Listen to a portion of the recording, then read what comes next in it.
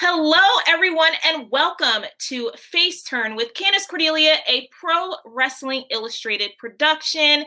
We are still kicking it with our Rising Stars series here at PWI on the show. And this particular wrestler, I am so excited. I know that's a phrase I say all the time, but I really am always excited. With this person in particular, I cannot wait to talk more with her and to introduce her to you because in such a short span of time, and we're talking 2 years, she has done amazing things within her tenured career thus far as a professional wrestler. I just want to give you a few stats before we get started. Now, she is the first female graduate of Lions, I want to get this right, Lions Pride Sports based in Texas. She is also the youngest wrestler in Reality of Wrestling history, which is a huge accomplishment. If you're not familiar with Reality of Wrestling, that is Booker T's promotion based in Texas as well. About 2 years ago, she started her professional wrestling career at the age of 14. And in 2021, she made her debut at Reality of Wrestling against none other than Roxy, now known as Roxanne Perez of WWE NXT. Some of her foes that she's faced in the ring thus far, including Roxy, have been Maddie Rinkowski, Rashay Chanel, Lainey Luck, Danny B, and so much more. We're going to get all into it, but I am saying so much. I had to get that out the way.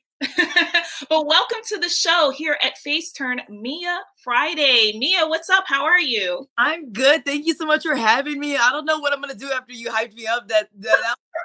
Oh my goodness. Well, we have to make it known because you're only 16, right? And you started off 2 years ago, as I stated, and you have done so many things. And your resume is just already stacked. And honestly, now at 16, we're going into age 17, age 18, age 19, 20.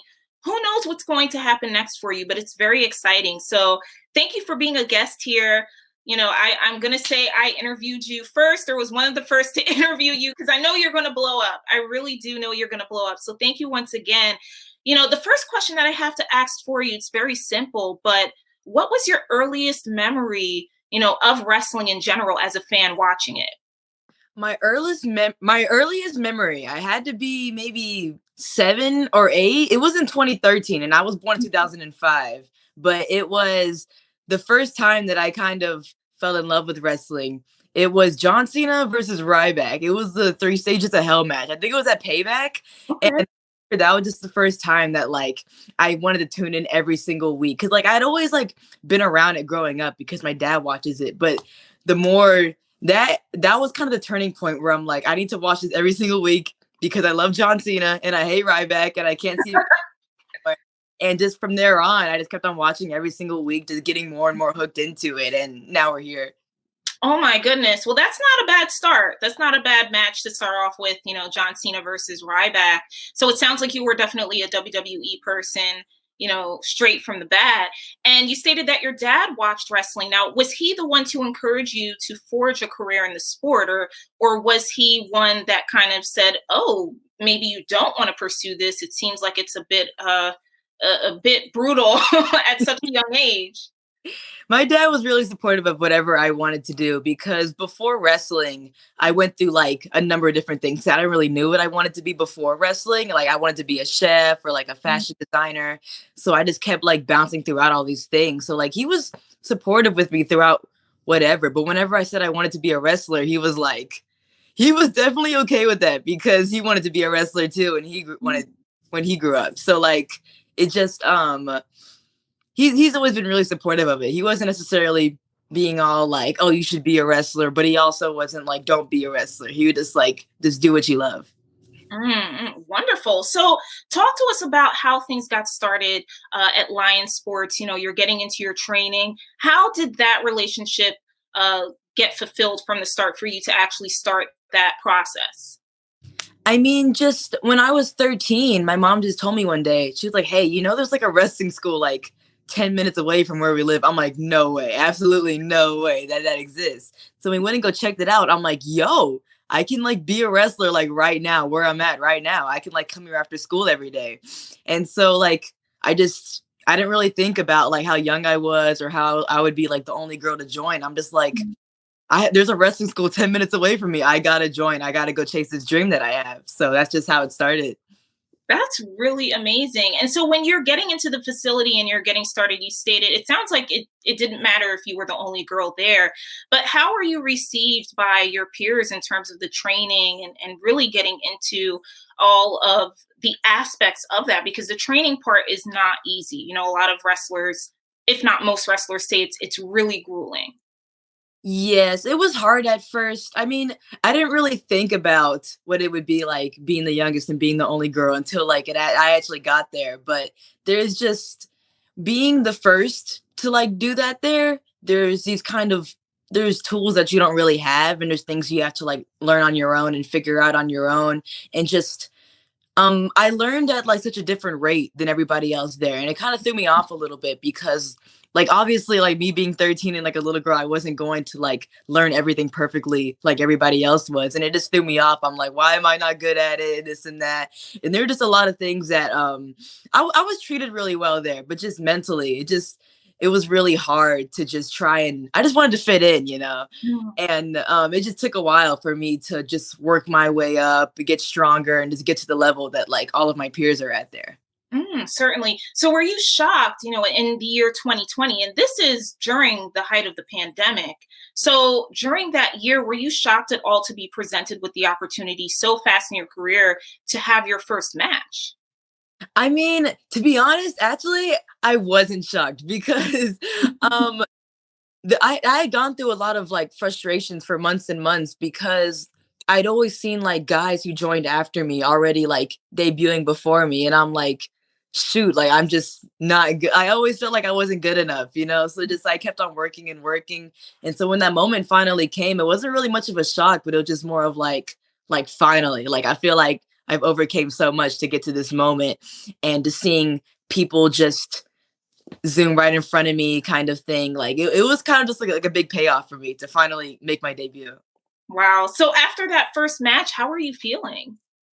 It was absolutely crazy. It felt like the beginning. It felt like this is chapter one right here. Like I Mm. just I knew that in that moment, like once I go out that curtain, that's the beginning of like what the rest of my life is going to be. There's no going back now. Wow. So what did your parents think? Did they see that spark in your eye just go off and they were like, "Yep, she's gone. She's hooked. It's over." Yes, they knew it back ever since I was like just watching it on the TV when I was little. They just like they knew that I couldn't see myself being anything else. So they support that dream fully 100%, drive me every weekend, help me with everything that I need because they just know that this is my passion. Mm. So then a year later, you're entered into the world of reality of wrestling. You know, this is Booker T's promotion. That's a huge get, especially for someone, you know, at your standing currently and at your age. So talk to us about what that was like to get through the doors of reality of wrestling. It was insane because I remember just like recently I went back and I was looking at old text messages with my friend, and we were like talking at like 13 like jokingly about like, oh, I wonder if we'll ever get on like reality of wrestling one day. And then so looking at back at those now, I'm like, that is absolutely crazy because like I didn't even really think it'd be possible to get on there, and it just happened out of nowhere. I was only a few months in whenever I got on that show. People spend like 10 years trying to get to reality of wrestling, and I got on there when I was 15.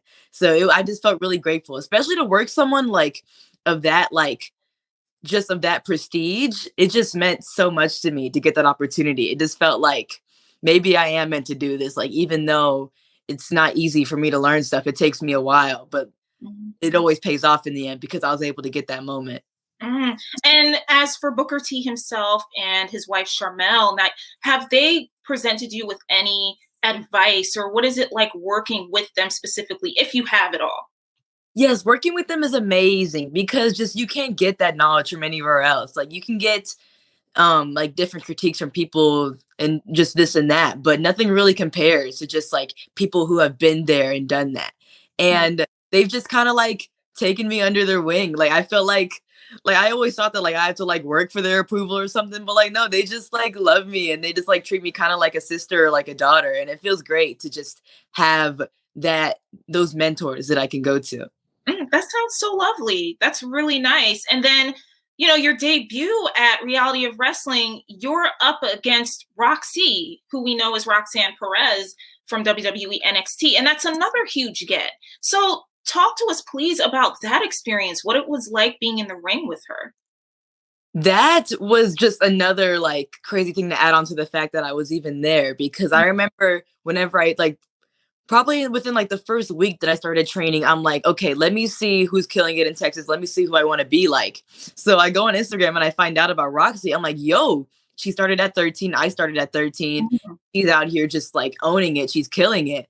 And so a few months later, I was able to meet her in person. I'm like, hey, I'm in training too. Like, I'm just trying to be like you one day. And then eventually, like a few more months after that, I get to like actually wrestle her. So it was just really cool to see like to like just wrestle someone that I look up to and be like, I want to be like you one day. Wow. So do you find yourself watching her on NXT and just thinking, wow, I wrestled her and that's where I want to be one day? It's so inspiring because like I said before, I have a lot of doubts all the time, but when I see someone who was in my shoes just make it to the place that I want to be, it's like maybe this dream is possible, you know? Like it's just really inspiring to see someone who was in my shoes just go out there and just be successful and just live their dreams. Mhm. And I really appreciate the fact that you stated you have doubts sometimes. That's really refreshing to hear, especially someone in your shoes, because there are a lot of people looking at you and thinking, I want to be exactly where Mia Friday is. How could she possibly have doubts? But what do you do to combat those doubts and those voices in your head that tell you that you can't do what you're doing? What the main thing that I do is I just have to remember why I started. When like all those times that I had those doubts and those fears, I just turn on the wrestling matches that made me fall in love with it over and over again. I'm like, I got to do it for the little girl that was watching those with awe in her eyes. I just have to keep on going no matter what because I know that like this dream is in my heart for a reason. I can't just let it go. I have to keep on pushing through. Lovely. Absolutely lovely. So you talked about John Cena, Ryback, we're talking Roxy, now known as Roxanne Perez, Booker T, Charmel. There's a whole lot of WWE. The links are there, the story is there. So when we're talking or thinking about the future, where would you like to see your career progress? So I was actually thinking about this the other day because I've noticed recently there's a lot of people getting signed to WWE at 18, Mhm. and I turned 17 in November. So I'm like, I'm wondering if like somewhere around this time next year, I want to be like working at WWE. I just like, I know for sure I just want to be in WWE. That's the place that I watched growing up. That's the reason that I want to be a wrestler. But like I'm always just thinking about like how soon is it gonna happen? How late is it gonna happen? I'm always just worried about when it's gonna happen, you know? So, would college be in your future as well? Because you made up a great point in that WWE they are signing younger, future superstars, and a lot of them are coming from this new NIL program. So they're picking people from colleges who have played sports, and then they're scouting them and taking them through this process at the Performance Center in NXT. So, having said all of that, would college also fit into those plans, or are you still thinking, "Oh, I'll see what may come and what may happen next"? So my original plan was just like I'm gonna just see like what happens, but my parents are just I have to go to college. That is just a must for my parents, and I mean they do so much for me. So I guess I can just fulfill their only wishes and just go to college. So college is definitely gonna be in there somewhere. I'm not really like set on like a school yet, but I just know that like no matter what it is, I'm gonna get some kind of degree. I'm gonna have some kind of education, whether I like get signed or not. I love it. So, do you have an idea what you would major in? I love to do video editing. When I was really little, I had a tablet and I loved making like the little like promo packages that you see like before the wrestling matches. I Yeah. love doing like the hype videos and stuff. And I still kind of do them now, like in my free time. And I've always said that like for some reason I can't be a wrestler. I want to be the people who make all of like the video packages for wrestling. So Mm. I definitely go to school to do that because that's always been like a secondary kind of passion that I've had. I really like that. That's really smart. And it's still creative and you can still work in the industry that you love. So either way it'll work out. Now, would you play besides pursuing your wrestling career, would you play any other sport in college, do wrestling in college, or just, wrestling outside of college would be enough for you? I've always wanted to do like amateur wrestling, but honestly, I think like I am super unathletic, I feel like, and I've always been bad at sports my whole life. Like I never enjoyed it, and I was never really good at them. But like I just can't see. I don't consider myself an athlete. Like I get like I'm a wrestler, but like I don't feel like I could run a marathon or I don't know, play football. I'm not a sportsy kind of person. I'm just like a Oh, Mia, you are very athletic.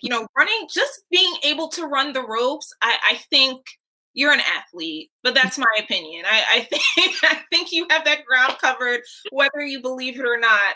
But that's really interesting, really fascinating stuff there. So I want to switch gears a little bit to music, because one of the things that I found out, that also something about you that I really appreciate, is that you're a musician, you're a drummer, and you're in a band. I understand the band, the Revettes. You guys are putting it away. It sounds like for forever, but in music, I always say, just like in wrestling, never say never. So it seems like you're gonna hang it up for the time being. But talk to us about the band, about your love of music and drumming, because I think that's a really awesome talent that you have as well. yeah. So when in 2020, when COVID kind of shut everything down and I couldn't go to training, I didn't really have like a passion to fall back on. I was kind of lost. Like I don't really know what to do. I can't go to training. And so I started getting into heavy metal, and I really started getting into Slipknot. And I loved watching all of their concerts on the TV because like I needed like a refresh from wrestling, and just watching those concerts on TV, seeing the energy, seeing like the love, like their passion that they had on stage. I'm like, I want to do that. So then I started picking up drums, and eventually, I think in 2021, I formed the band, and well, it was actually Jacob's idea. Jacob, the frontman of the Gravettes, it was his idea to like recruit me as a drummer, and we've been playing shows since November of 2021, and we're gonna be putting like yeah, like you said, I wouldn't really call it the end, but just with school and everything, and just like scheduling conflict and everything, we're just putting things on hold right now. But I don't think it's gonna be the very end. But we're next Thursday will be our last show for a little bit. Okay, your hiatus show. Nothing wrong with that. Bands do it all the time. You got to regroup at some point, and life gets busy. So everyone watching, definitely check out the Revettes. I've seen some of your work on Instagram. Really great stuff. And what's it like being a drummer? Because I'm always a huge proponent of, or advocate rather, of women drummers. I'm always, every time I see a woman drummer or a girl drummer, I'm there. So please, how did that love of specifically drumming came about? So when I was watching all of those Slipknot concerts, the person who stuck out to me the most was Joey Jordison. He is my absolute idol, and he's just like he's shorter than me. I think he's like 5'2" or something. I don't know, but he's this short little dude. Has like this cool like dyed hair. Absolutely murders the drums. Has this like unmatched energy about him. He just has this aura, and it kind of reminded me, it felt like a cool blend of like music and wrestling where, okay, the music is amazing, but he's also like thinking about the show aspect of it. He's like presenting himself as if like he's his own character kind of in a way. So like whenever I started playing drums, I just thought about how when I'm up on stage, I don't want to just be thinking about the music. I want to present myself kind of like a character in a way. I want to entertain. I want to be like a music entertainer kind of thing. I don't know how to really explain it, but just being a drummer, you get to be the loudest in the band, and you get to just be the most free, I guess. I just love headbanging and like taunting the crowd a little bit. That's the stuff that I love about drumming, just being able to express myself in a cool music kind of way. It's kind of hard to explain, but it's just, I don't know. I just I love get it. it. I personally get it. I'm a huge music fan as well, heavy metal. I'm curious to know who some of your other favorites are, because I love Deftones. That's just one of my favorite bands ever. So we can talk about that afterwards. I haven't listened to too much Slipknot, but I don't mind listening to new music that I haven't heard of and discovering. But I know Slipknot, absolutely. But I would love to know who else some of your favorite bands are besides that group. I mean, yes, Deftones for sure. Yes, I really love like new metal. So like Mm. Slipknot, Korn, Limp Bizkit, like that whole era, like the early 2000s hard rock. But then I also love like the all the other genres of metal, such as I don't know, like Metallica, Slayer, but then like Wage War and I Prevail. So every single genre of metal, all the old and new stuff, I really get into that. That's amazing. You know, you have so many awesome loves, things that you just are passionate about. And I think that's one of the things about you, Mia, that your fans gravitate towards and that they in turn love about you. So, having said that as well, and thinking about your peers, you know, what do your friends think about just what you're doing in professional wrestling? Well, back when I was training, I didn't tell anybody because like my whole my whole life growing up, I was kind of just bullied, kind of made fun of for like in wrestling just because I was so nerdy about it. So whenever I started, I wasn't so open about it because I just didn't want to like get bullied again, get made fun of being so nerdy about it.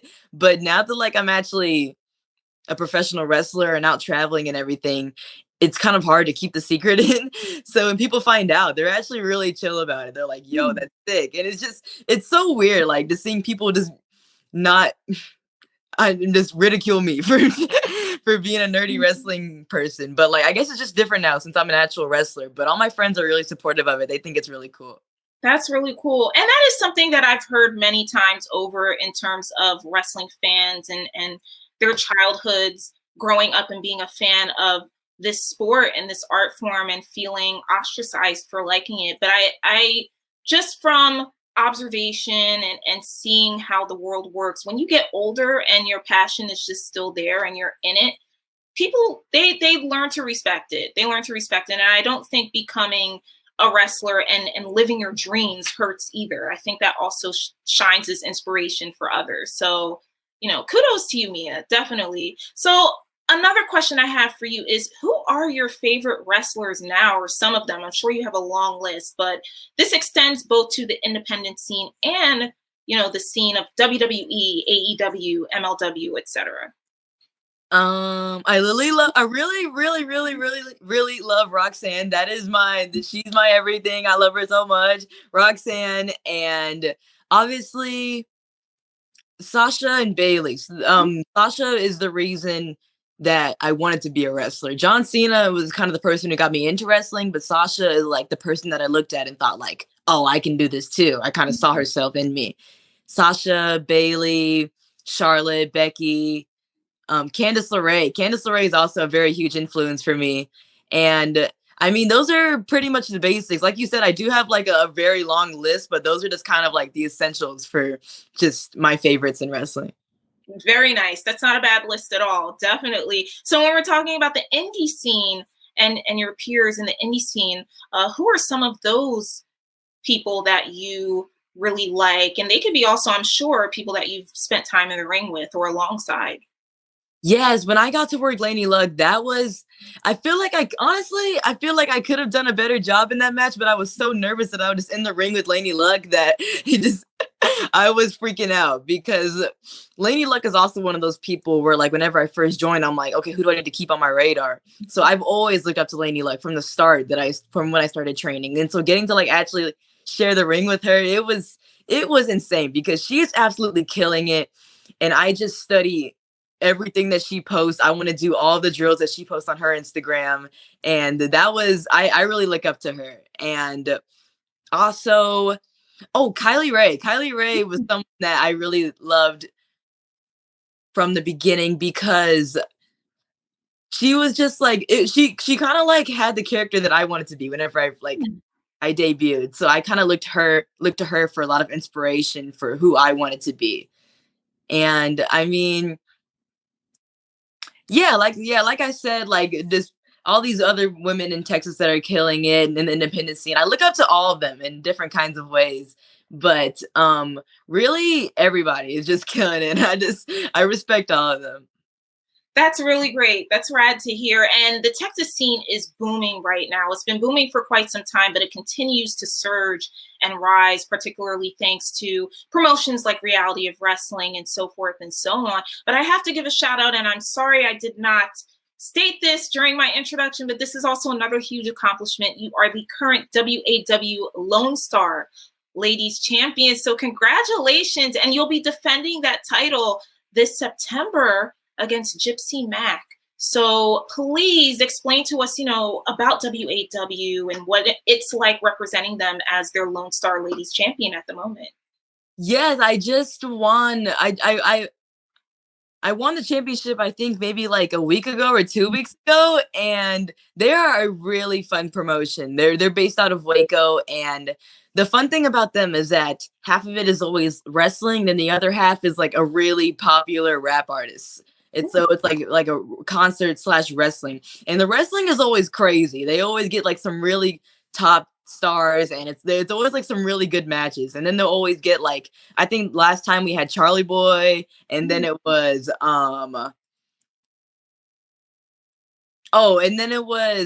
Mike Jones, like just a bunch of different like rap artists that the promoter just happens to know, I guess. And so it's always really fun over there. And whenever I won that title, it was in the main event, and getting to main event a show with just so many big names on that card, it felt amazing. And it feels good to represent a promotion that just has professionalism, but also just really good wrestling and just really great people. That sounds unbeatable, and it's merging two of your favorite things, wrestling and music. So it sounds like an absolute perfect fit for you, Mia. And we can't wait to see what comes of your match against Gypsy Mac in September. Feel free after this interview to plug that. And I'll be also keeping an eye out on that promotion and obviously what you are doing. My last question for you, Mia, and it's been such a pleasure talking with you, is you mentioned obviously character, and we talked about wrestling and music and your background. But for those who will be discovering you for the first time through this interview, how would you describe Mia Friday? Mia Friday, the reason why she's called Mia Friday is because Friday means hope. Friday is that day of the week that everybody is waiting to get to. And that's like the kind of thing that I want to instill in little girls and little kids. Like, your dreams are real. Like, I want to give them hope that your dreams are possible. Because I know when I started out in the business, I didn't really have too many people to look up to. And so for all these little kids that like have this dream that they want to chase, I want to give them hope that this dream is possible. So Mia Friday is just this fun, bright, come out dancing kind of little girl. And it's basically just me turned up to 100. Kind of like how Bailey said, like, it's just her just expressing her love for wrestling. That's kind of what Mia Friday is. Awesome. And you have the sunshine shirt on. So it makes all sense. It's all very clear. We love to see it. Thank you so much, Mia, for being a part of this special series edition of FaceTurn with Candace Cordelia. And we are honored to have you here as one of our guests for the Rising Stars series. And from us here at PWI to you, congratulations on everything and good luck. And we look forward to seeing what comes of your career in the very near future. Thank you. Thank you so much for having me. You're so welcome, Mia. And thank you all once again for watching this episode of FaceTurn with Candace Cordelia. Don't forget to click on our YouTube channel, like and subscribe. Give us your thoughts on interviews such as this. And please go follow Mia Friday on social media platforms, Instagram, Twitter. I don't know if you have a TikTok, but if you have a TikTok, everywhere. And the band, The Grievettes. Give her some love, and make sure to also support Reality of Wrestling and Lions Pride Sports. And I also want to give a shout out to, I didn't want to get his name wrong, Houston Carson. I understand that's your trainer. So shout out to Houston. Shout out to Booker T and Charmel for finding shining bright stars such as Mia Friday. And thank you once again for watching. Until then, we will see you later. Take care of yourselves and have a great day.